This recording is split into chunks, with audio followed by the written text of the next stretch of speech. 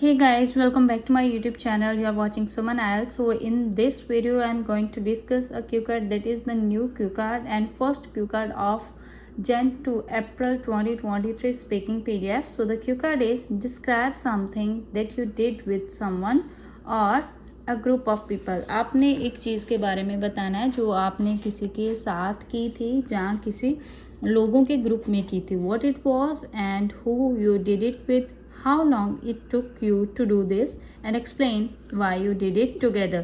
So कौन सी चीज़ थी और आप किसके साथ आपने वो चीज़ की थी एंड हाउ लॉन्ग कितना टाइम लगा था आपको कोई भी वर्क जहाँ भी जो भी आपने एक्टिविटी की थी वो करने में and explain why you did it together. और आपने एक साथ वो एक्टिविटी क्यों की थी, क्यों आपने वो ग्रुप में की थी, इंडिविजुअल क्यों नहीं की थी. सो बेसिकली यहाँ पे आप किसी भी एग्जीबिशन, किसी भी लाइक ट्रिप के बारे में, excursion, everything whatever you want to speak है, there are lot of options.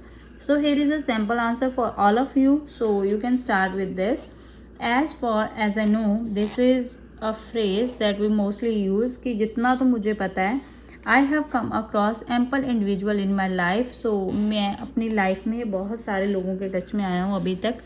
Ample मतलब many, individuals मतलब people with whom I have done distinct kind of work, जिनके साथ मैंने बहुत सारे काम किए हैं. distinct मतलब different. So different तरह के मैंने काम किए हैं. even I deem that, even मैं तो ये चीज़ सोचता हूँ, deem means think. Working in a group or team provides umpteen pros such as it enhances the communication skill, team spirit, confidence as well as experience.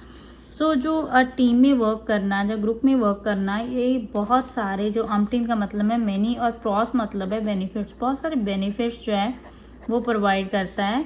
जैसे कि ये increase करता है, इन्हांस का मतलब होता है इंक्रीज.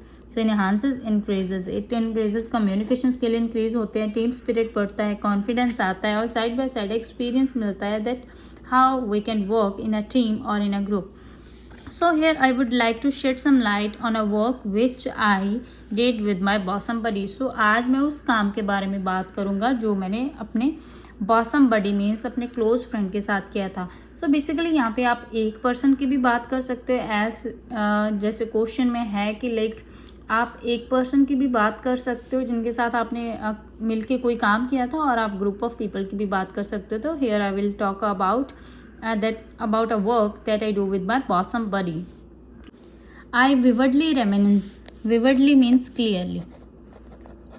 Reminisce मतलब remember. So मुझे clearly remember है that work is an art exhibition which was held 2 years ago in our city. So वो कौन सा वर्क था, वो एक आर्ट एग्जीबिशन था जो कि 2 साल पहले एक सिटी में हुआ था. All the renowned alma maters of my metropolis took part in that exhibition. Renowned मतलब famous.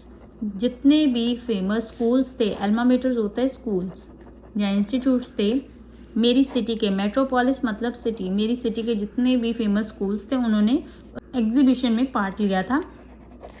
Our school was also one of them. हमारा स्कूल भी उनमें से एक था.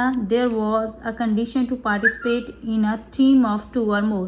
So वहाँ पे एक कंडीशन थी कि हमें टीम में पार्टिसिपेट करना है, 2 की टीम में या ज़्यादा की टीम में. Actually I have a gifted hand in painting. मैं बहुत एक्सपर्ट हूँ पेंटिंग में. Have a gifted hand mean expert होना. So this is an idiom. तो गिफ्टेड हैंड है मेरा पेंटिंग में. Whereas my bosom buddy knows all ins and outs of sand art. So जो मेरा बडी है उसको सारा कुछ पता है सैंड आर्ट के बारे में, जो रेत के साथ आर्ट करते हैं. Know all ins and outs is an idiom जिसका मतलब होता है सारा कुछ किसी चीज़ के बारे में पता होना. तो उसे सैंड आर्ट के बारे में बहुत ज़्यादा नॉलेज है. So we both were selected to represent our school in that exhibition. So हम लोग सिलेक्ट हुए थे अपने स्कूल को रिप्रेजेंट करने के लिए उस एग्जीबिशन में.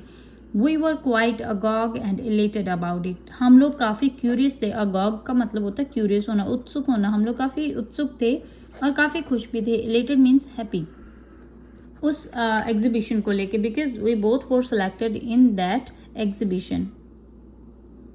how bit means but at that time we had a responsibility to make our school mentors proud. but उस टाइम पे हमारे कंधों पे आप बोल सकते हो कि एक तरह की ज़िम्मेवारी थी कि हमें अपने टीचर्स को, अपने मेंटर्स को प्राउड फील कराना है. So we burnt midnight oil for almost a week. Burnt midnight oil again is an idiom जिसका मतलब होता है हार्ड वर्क करना. सो वही वर्कड हार्ड, जब वही बर्न्ट मिडनाइट ऑयल. सो हम लोगों ने ऑलमोस्ट एक वीक तक बहुत मेहनत किया टू पॉलिश आवर स्किल, कि अपने स्किल को पॉलिश किया जा सके. And I also made few paintings of eminent personality, और मैंने फेमस पर्सनैलिटीज़ की कुछ पेंटिंग्स भी बनाई थी. And nature views for exhibition, और कुछ नेचर व्यूज़ की पेंटिंग बनाई थी एग्जीबिशन में लगाने के लिए. The art fest was organise in a ground of the city. जो आर्ट फेस्ट था, फेस्ट होता है लाइक जो एक फेस्टिवल को ही बोला जाता है, उसका निकनेम लगा लो कि आप आर्ट फेस्ट भी बोल सकते हो, क्योंकि स्पीकिंग में आप जो है इनफॉर्मल वर्ड्स यूज़ कर सकते हो. So you can use fest.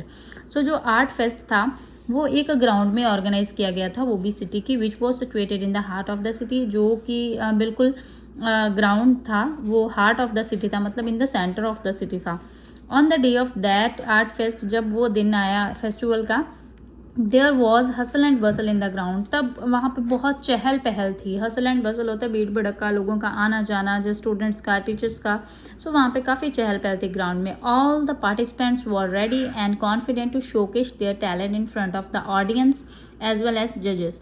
सो सारे के सारे पार्टिसिपेंट्स जो थे वो काफ़ी कॉन्फिडेंट थे अपना टैलेंट दिखाने के लिए ऑडियंस के सामने और जजेस के सामने, कि उनके पास क्या क्रिएटिविटी है, how they can art, how they can represent their art in front of others.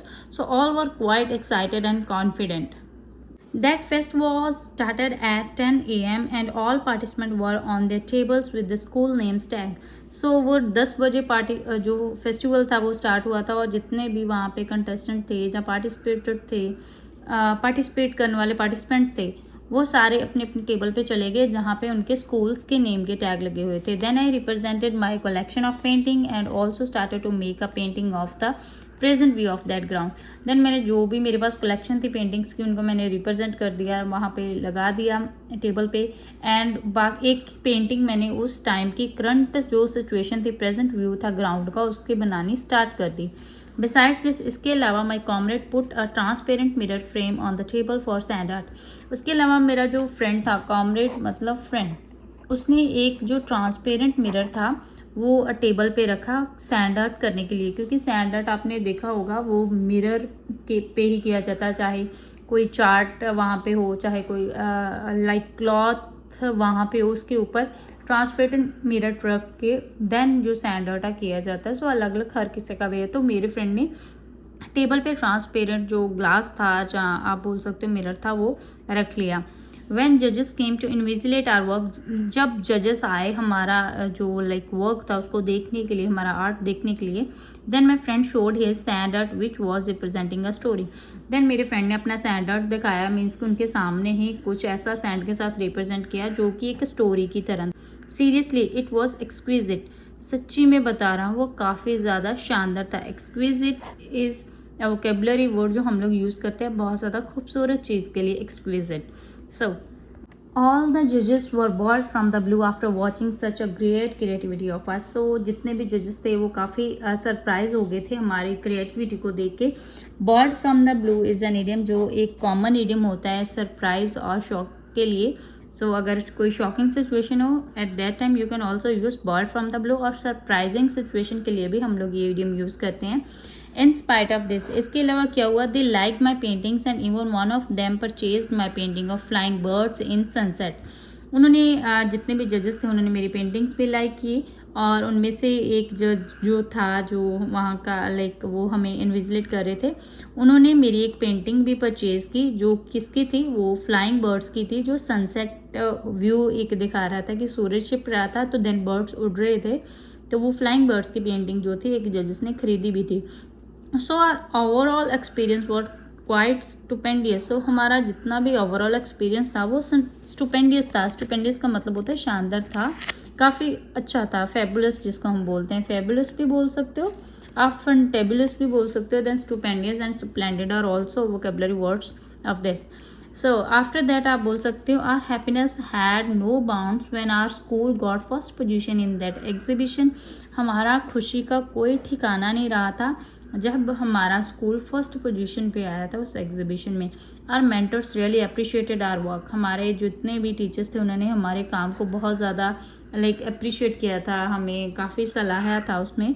To cut the long story short और to cap it all, so this is the perfect idiom for it, to cut the long story short. कि अगर आपने at last at the end आपने बोलना हो, you can say this was the thing that I did with my friend and it was an electrifying experience for me ever. ये वो चीज़ थी जो मैंने अपने फ्रेंड के साथ की थी एंड ये मेरे लिए एक अनफॉरगेटेबल एक्सपीरियंस है। Electrifying means unforgettable. सो ये मेरे लिए एक नाम बोलने वाला एक्सपीरियंस है हमेशा के लिए। सो ऐसे करके आप इसको जो है वो बोल सकते हो सारे का सारा। Hope you like this video, so share this video as much as possible. Keep supporting your sports, really means to me a lot. Thank you so much. Have a nice day.